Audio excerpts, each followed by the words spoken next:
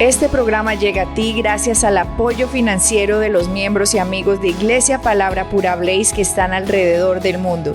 Tú también puedes ser parte de nuestra iglesia desde cualquier ciudad, país o continente.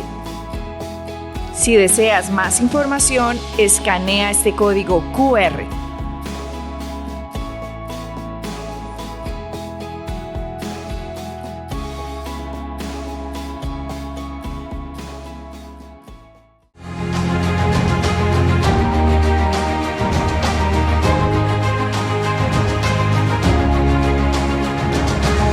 Muy buenas tardes, bienvenidos una vez más a este su programa Conversaciones Palabra Pura. Hoy tenemos el gusto de tener la segunda parte del testimonio de nuestro pastor Rafael.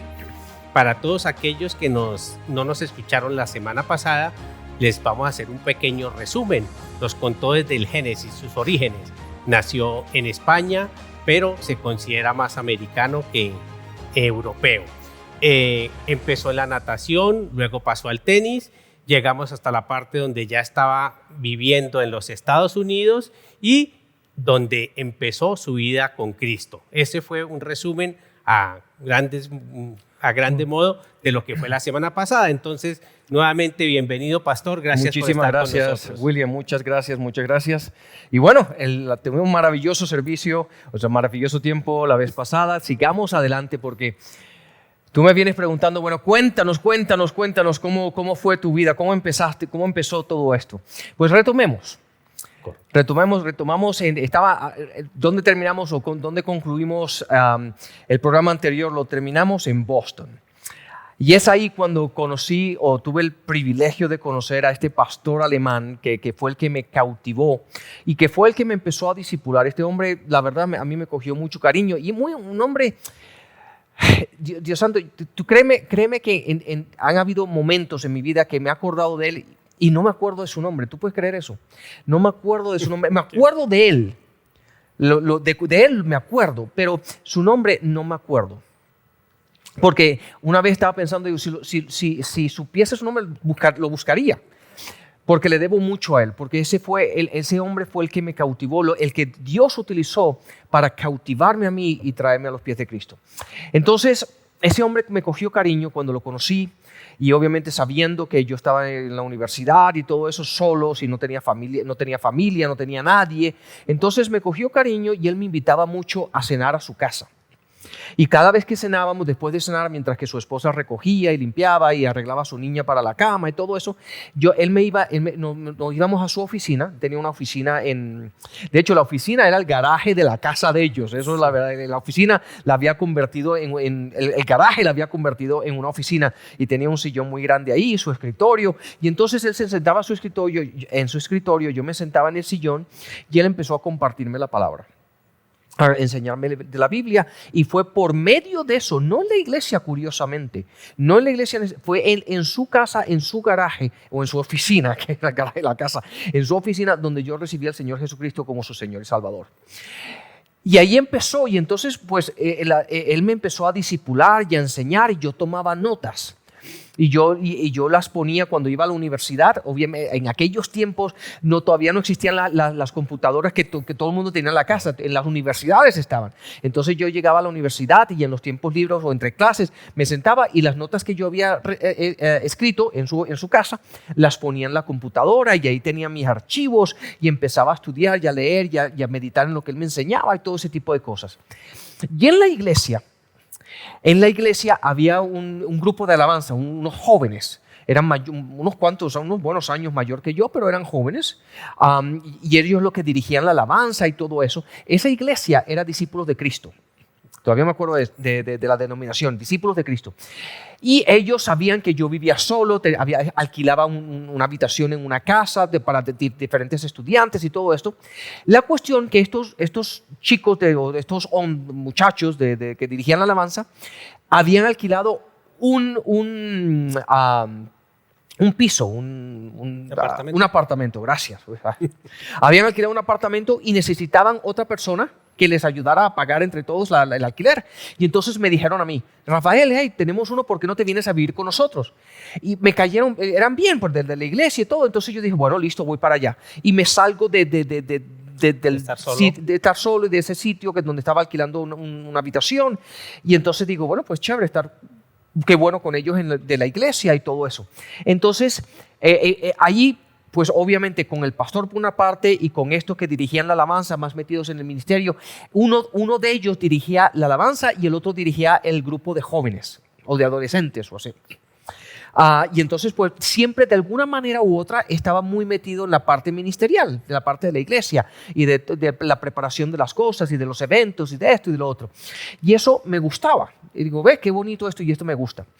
Y la cuestión, déjame decirte esto, porque al poco tiempo, el pastor anuncia, bueno, ¿quiénes no se han bautizado en agua? Y ellos, obviamente, yo no me había bautizado en agua. Y entonces dijo que íbamos a hacer bautismos en agua. Pero escucha esto, William. Estamos en medio del invierno en Boston, Massachusetts. Ahí hace frío. Déjame decirme que nieva bastante frecuente. El invierno es largo, es frío. Y yo no sé por qué no se les ocurrió hacer el bautismo en el verano. No, en el invierno. Y entonces vamos, y entonces, ¿dónde lo vamos a hacer? Pues obviamente tenía que ser dentro de una casa. Pero en Boston, la mayoría de las casas tienen el basement, no sé cómo se dice basement, lo que es la parte de abajo del ¿Sótano? El sótano, gracias. El sótano de la casa. Entonces éramos un montón de gente que vamos a esta casa de la iglesia. Y entonces todo esto es nuevo para mí. En aquellos tiempos yo no entendía nada, no sabía nada, yo estaba aprendiendo todo esto y dice, no, vamos a bautizarnos en agua. Entonces, claro, yo la verdad son esas cosas que te dicen, no, vamos a hacer bautismo en agua, pero yo no me imaginaba cómo era o qué era.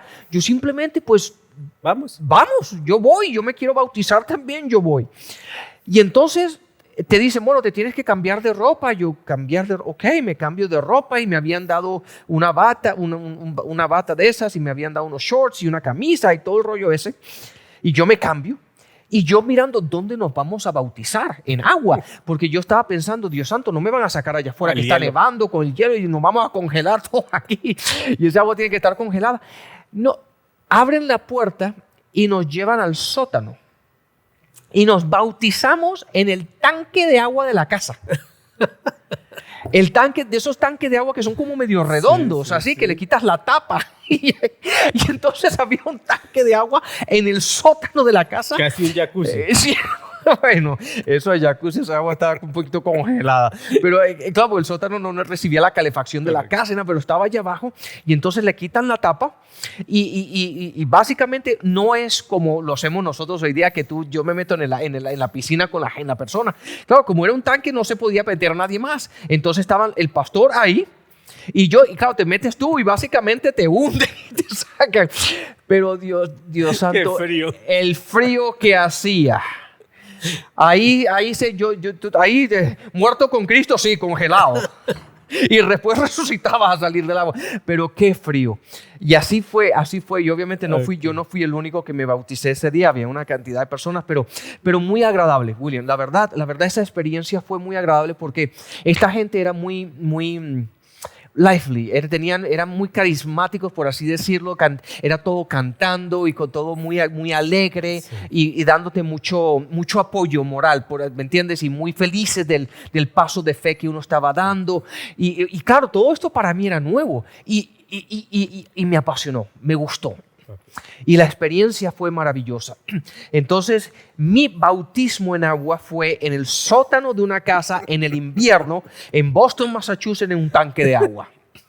Increíble. No, nunca me lo había imaginado. Sí. Pero bueno, los planes de Dios. Así es. Entonces allí empieza la vida cristiana, donde empieza esa hambre, esa pasión, donde empieza el estudio. Pues mira, aquí empezó, el hambre realmente empezó con este pastor alemán porque él me empezó a discipular y me gustó todo lo que me enseñaba. Obviamente, William, yo no tenía ni idea de nada. Es la primera vez en mi vida que estaba leyendo la Biblia, él me estaba mostrando y enseñando cositas, pero es eso de que cada vez que iba y compartía con él, o él compartía conmigo, mejor dicho, yo aprendía. Y me gustaba lo que estaba aprendiendo. Y después viviendo con estos chicos que eran mayores que yo, me llevaban todos unos buenos 15, 20 años de diferencia en edad, pero ellos eran muy comprometidos, muy metidos en el ministerio, y entonces ese mundo me gustó. Y despertó ese querer conocer más. Ahora, ¿qué fue lo que pasó? Lo que pasó fue que Boston se me hizo muy complicado para mí. ¿Por qué? Porque yo tenía que trabajar a tiempo completo para pagar la universidad y pagar todo lo que yo estaba haciendo. Y lo estaba disfrutando, pero se me hizo muy difícil. Entonces, lo que yo pensé y lo que quería, se me hizo difícil más que nada por el invierno, muy largo. ¿Y qué es lo que pasa? La historia de que yo vivía en estos apartamentos y cada vez que nevaba, por las mañanas para ir a la universidad y todo eso, tenías que desenterrar el auto. Y si alguien se levantaba antes que tú, toda la nieve que sacaron de su auto te la ponen encima del tuyo. Había que madrugar. Había que madrugar para que tú seas uno de los primeros que quite la nieve. Pero después, claro, iba a la universidad y nevaba, y entonces a limpiar la nieve otra vez. Y después llegaba al trabajo, y yo salía del trabajo, del trabajo donde trabajaba casi a la medianoche, porque trabajaba en un restaurante. Y nevaba, y entonces a quitar toda la nieve. Y terminé reventado. Entonces dije, mira, y la universidad era cara, y entonces yo tenía que trabajar para pagar todo esto. Y entonces yo dije, bueno, ¿por qué no juego? A mí se me ocurrió esta brillante idea de voy a jugar tenis otra vez, ¿ok? Porque lo había dejado, básicamente, después de esta lesión y toda esta frustración. Entonces, había dejado de jugar tenis, pero me gustaba. Lo jugaba ocasionalmente así.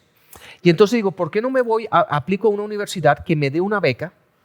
Y el nivel de una universidad es suficiente, yo puedo jugar a ese nivel para que me paguen y me den una beca y pueda estudiar y pueda hacer esto. Y entonces apliqué a una cantidad de universidades en Estados Unidos. Y me aceptaron en varias. Y entonces, ¿qué fue lo que pasó? Claro, estas son las cosas, William, que tú dices, es la mano de Dios, porque Total. ¿qué más? ¿Me entiendes? ¿Qué más? Yo estaba en Boston, Massachusetts, que queda en el norte, en la costa este del norte de Estados Unidos. Y yo había aplicado a todas las universidades del sur. No quería más nieve. Sol. Aunque me encanta el invierno, no quiero más nieve, por lo menos en esos momentos de mi vida. Y entonces yo apliqué a todas las universidades del sur para que haya un buen clima y tales. Y entonces apliqué y me aceptaron en Florida, en Alabama, en Texas. Y hay otro estado que está por ahí en medio, que se me va el nombre, pero está en el sur centro de Estados Unidos. Ahora que me acuerdo te lo digo. Y me aceptaron en estos sitios. Pero claro, cuando yo veo el mapa, yo digo, bueno, yo estoy aquí y me aceptaron aquí, aquí y aquí. ¿Cuál de todos estos está más cerca para yo ir? Porque, claro, yo estaba buscando una beca. Entonces, para que te den una beca en el tenis, tú tienes que ir allá y tienes que tener una entrevista, te tienen que ver jugar, quieren ver tu nivel de tenis y tienes que ver todo. Y después ellos hacen un estudio y tal, y lo que es normal. Entonces, todas las universidades querían que yo vaya para que juegue y me vean jugar y tenga la entrevista. Y entonces yo digo, bueno, de todas estas, ¿cuál es la más cerca? La más cerca fue la de Carolina del Norte. Entonces fui ahí. Esa fue a la primera que fui. Y a la primera que fui, me dieron la beca. Okay. Me aceptaron. Miren, me dijeron, no, tú juegas un nivel de tenis muy bueno, nos gustaría tenerte en el equipo, que juegues para nosotros. Y entonces la universidad me becó. Y entonces ahora ya me quité un peso de encima.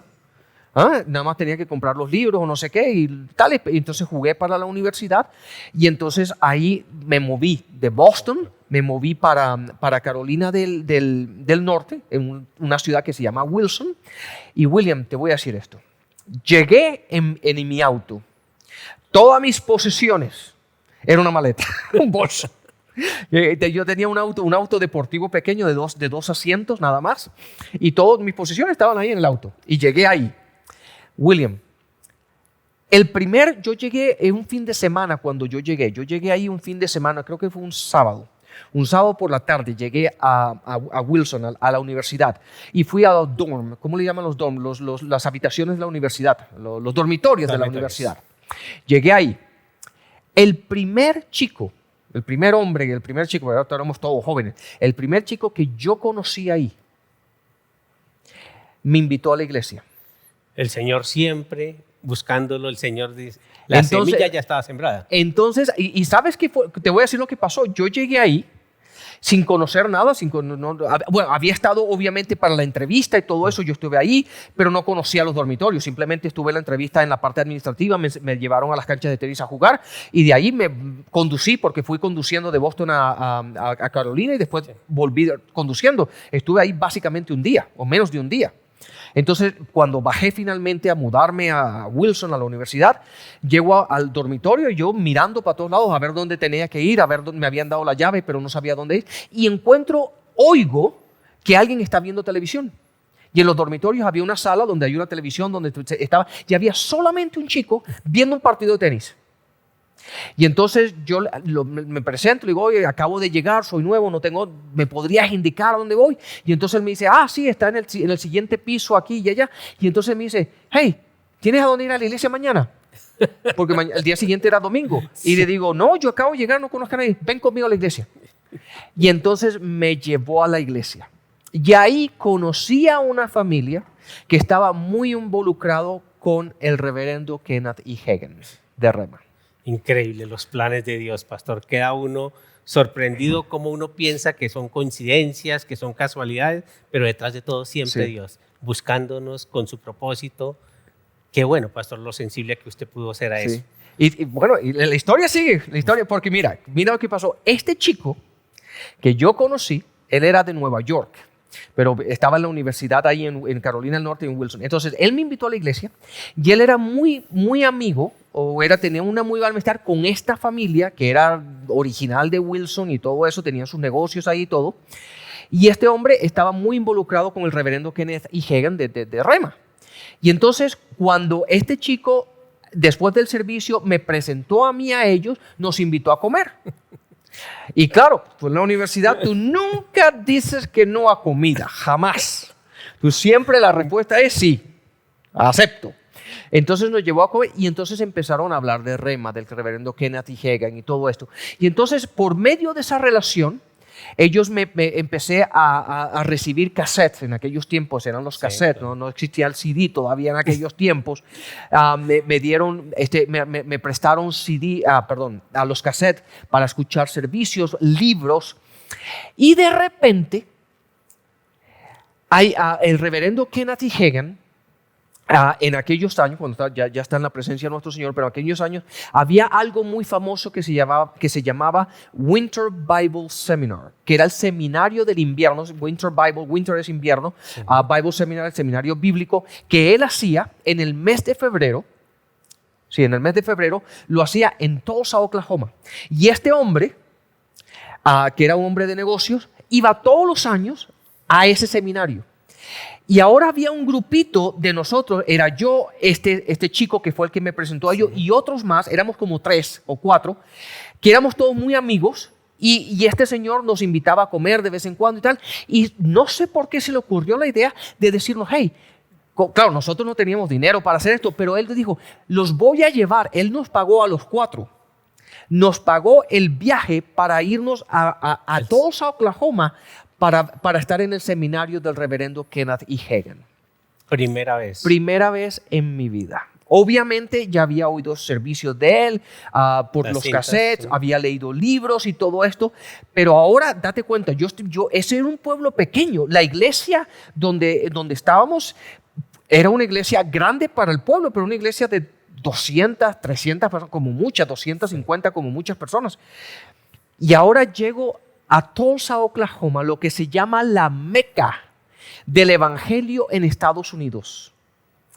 Y llego ahí y tú imagínate un niño yendo a un sitio de caramelo y chocolate que tú lo único que haces es mirar y abrir la boca y la boca no la puedes cerrar porque es impresionante las iglesias. Una iglesia de 5,000 personas. Wow. Enorme, la excelencia, lo majestuoso, la decoración, la inmensidad de todos los espacios. Es algo que tú te quedabas que no sabías ni para dónde mirar. Espectacular.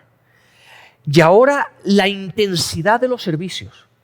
Porque llegamos ahí y William, son estas cosas que yo soy nuevo en todo esto, ¿entiendes esto? Claro. Yo estoy aprendiendo todo esto en aquellos años. Y la gente va. Por las mañanas, en esa semana, esas conferencias que duraban una semana, el reverendo Kenneth E. Hagin enseñaba sobre oración por las mañanas, todas las mañanas. Y después por la noche hablaba sobre fe y ministraba y todo eso. Pero por las mañanas, ya no recuerdo si era a las 9 o a las 10 de la mañana, pero independientemente a la hora que sea, estamos hablando en febrero. En Tulsa, Oklahoma, el viento es impresionante. Se te congelan hasta los pensamientos. Y para entrar, la gente hacía cola por 2 horas en la puerta, fuera, ahí en el frío y en el viento y en la nieve y en la lluvia, haciendo cola para cuando abrieran las puertas, entrar y coger sitios. Y nosotros ahí, haciendo cola. Y yo, claro, todo esto es nuevo para mí. Yo digo, Dios santo, ¿qué es lo que va a pasar allá adentro? Que la gente hace cola. La cantidad de gente, William, es que tú te quedabas, Dios santo, la gente, la pasión, el amor, el hambre que esta gente tenía de recibir la palabra. Que la gente se aguantaba 2 horas congelados ahí fuera esperando que abran las puertas del auditorio.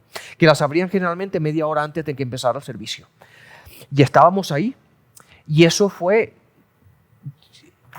William, es que hay veces que uno se queda con que las palabras no pueden expresar lo que uno siente. Porque claro, como estábamos ahí en la puerta, cogimos en las primeras filas no te dejaban sentar. Era de ahí para las primeras filas eran para ministros y tal. Pero estábamos sentados ahí delante, en la segunda, tercera fila.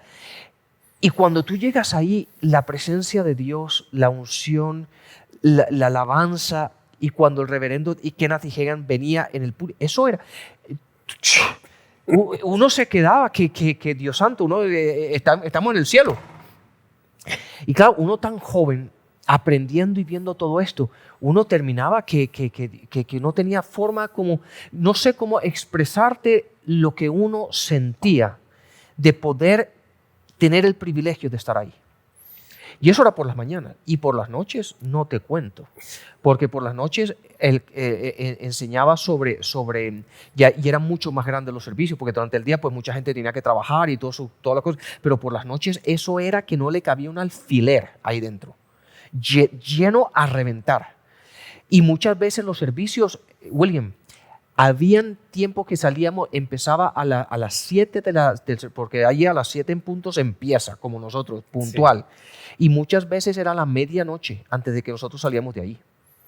11, si salías a las 10:30, 11, estabas saliendo temprano. Pero generalmente hasta la medianoche, y los servicios eran algo impresionantes ver la unción, el movimiento, pero claro, hay que tener de esos servicios. Él dice, cuando empezamos, pero nunca sabemos cuándo se terminan. Se termina cuando Dios dice que se termina. Entonces, claro, ahí no se mueve ni un alfiler, de ahí no se mueve nadie.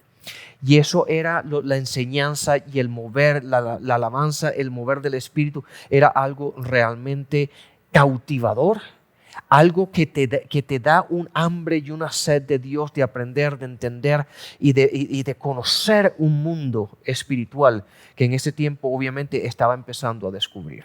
Ok, pastor, pero ahí viene la emoción, viene el quedar uno impresionado, pero ¿qué causaba esa impresión en la vida? O sea, ¿a qué lo llevó eso?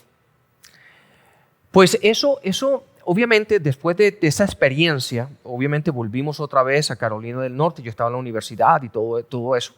Pero ahí fue cuando empezó el despertar en mí. ¿Por qué? Porque ahora, obviamente, había empezado a entender, pero ahora ya empezó ese hambre. Y empecé yo a estudiar más. De hecho, este hombre era tan apasionado por el reverendo Kenneth E. Hagin, que él, cuando estaba en televisión, y Kenneth Copeland en aquellos tiempos, él tenía una librería grandísima de los VHS. ¿Te acuerdas de esos disquetes así como que parecían ladrillos? Sí, ¿te acuerdas? Él tenía una colección enorme. Y yo sabía que lo tenía en su casa. Y yo se los pedí una vez prestado y yo me los llevé al dormitorio. Y me compré un VCR. ¿Se acuerdan de los VCR de esos, de las cajas esas que eran así, donde metían cassette? Un reproductor de esos. Bueno, en Estados Unidos se llama VCR. Lo metía y yo le pedí esos. Y le cogía 5 o 10 y los veía y después los llevaba y me daba otros. Y yo iba a las clases y venía al dormitorio a ver y a estudiar. Y me iba a clase y llegó un momento donde el hambre de querer conocer más y de entender más fue tal que ya la universidad, y esto no les digo, no es para todo el mundo, esto fui yo, esta es mi vida personal, Pasó a un segundo plano. Pasó a un segundo plano, pero rápido. Y fue ahí, en cuestión de meses, porque en esa universidad estuve 1 año nada más.